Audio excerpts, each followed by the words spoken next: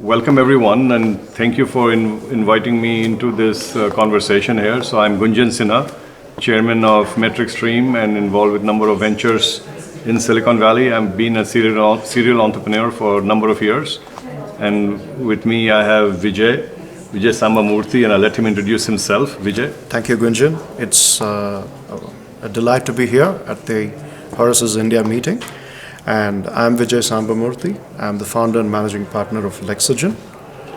We are an Indian law firm headquartered in Bangalore, and we have offices in Singapore, but we have a pan-Indian focus. So we do a lot of cross-border work relating to India, and we help companies come into India to do business and to acquire companies. And we also help Indian companies that are looking to make investments and acquisitions outside India.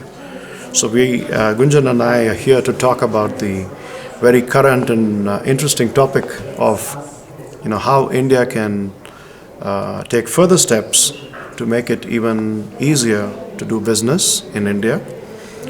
We know that the Prime Minister Modi has almost made it a mission for improving ease of business in India. And there have been a lot of initiatives that the government has undertaken. And I must start by, congratulating the government on these initiatives.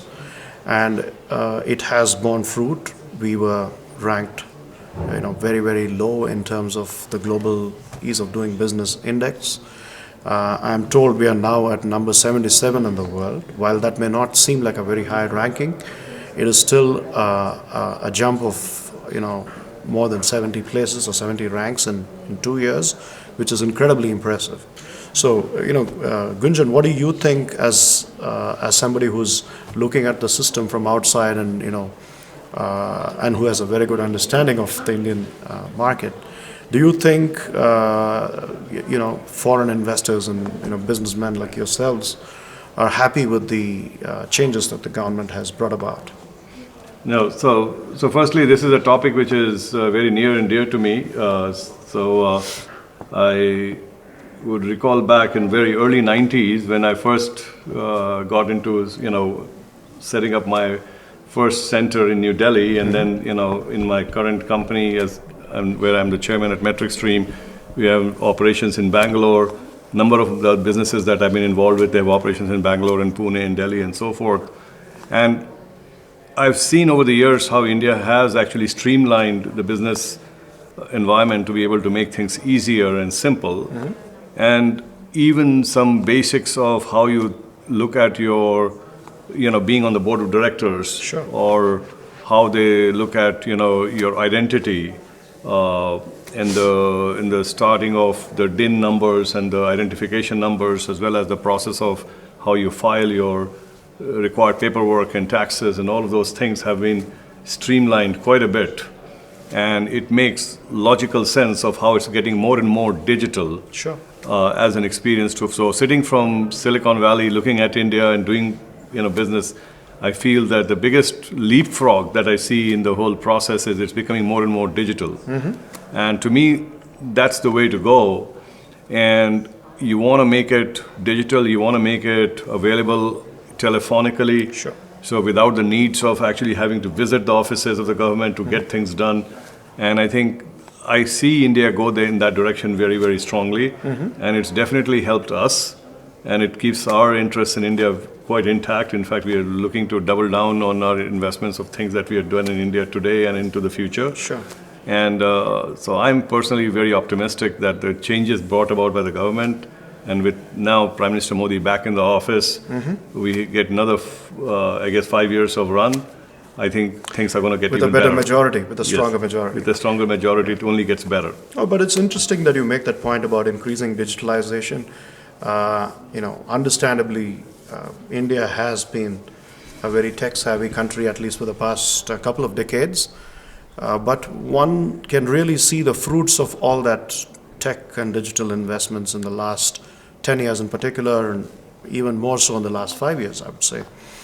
And while all those good things exist, I agree with you that there still can be some things that India can do to make it easier to do business.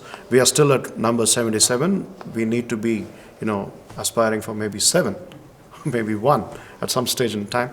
But what are some of the things I feel that the government can do to improve this? I think at the first instance is the point of entry. As you know, being based in California, you can set up a company literally in a day, and you don't need any help of lawyers and anybody.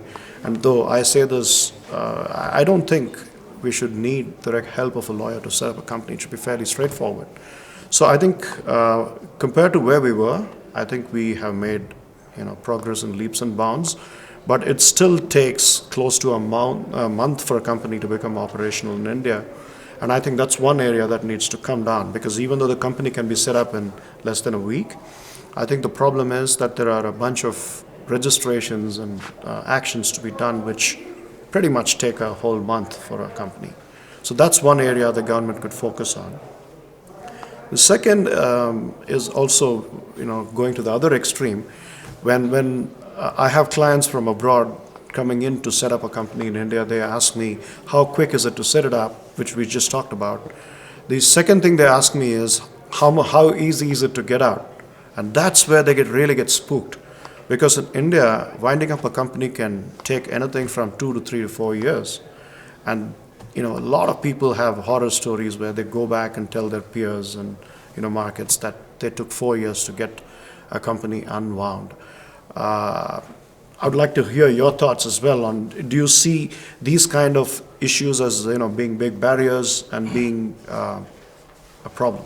Yeah, no, absolutely. I think, so I look at it, both the birth and the death of companies, how you create a company, but also how do you kind of sunset a company, they have to be streamlined. Indeed. And the sunset is equally important. Sure.